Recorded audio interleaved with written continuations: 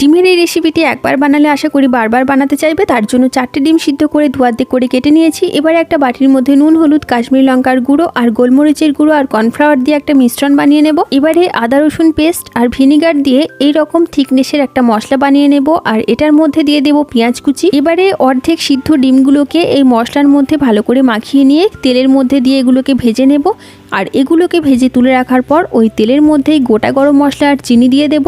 চিনিটা মেল্ট হয়ে যাওয়ার পর এখানে দিয়ে দেব রসুন কুচি। রসুনটা একটু ভেজে নিয়ে পেঁয়াজ কুচি দিয়ে একটু ভেজে নেব। তারপরে আদা রসুনের পেস্ট দিয়ে দেব। এগুলোকে একটু ভেজে নেওয়ার পর এখানে দিয়ে দেব স্লাইস করে কেটে রাখা টমেটো আর দিয়ে দেব কাঁচা লঙ্কা। এবারে পরিমাণ মতো নুন হলুদ দিয়ে একটু কষিয়ে নেব। তারপরে দিয়ে দেব সামান্য একটু জল। এবারে টমেটো কেচাপ দিয়ে আরও একবার কষিয়ে নেব। তারপরে দিয়ে দেব ভাজা জিরের গুঁড়ো। আরও একবার কষিয়ে নিয়ে এটার মধ্যে একটু জল দিয়ে দেব আগে থেকে ভেজে রাখা ডিম। এটার মধ্যে দিয়ে দেব একটু গরম মশলার গুঁড়ো। তারপর সুন্দর করে সাজিয়ে সার্ভ করে দেব মশলা এগ।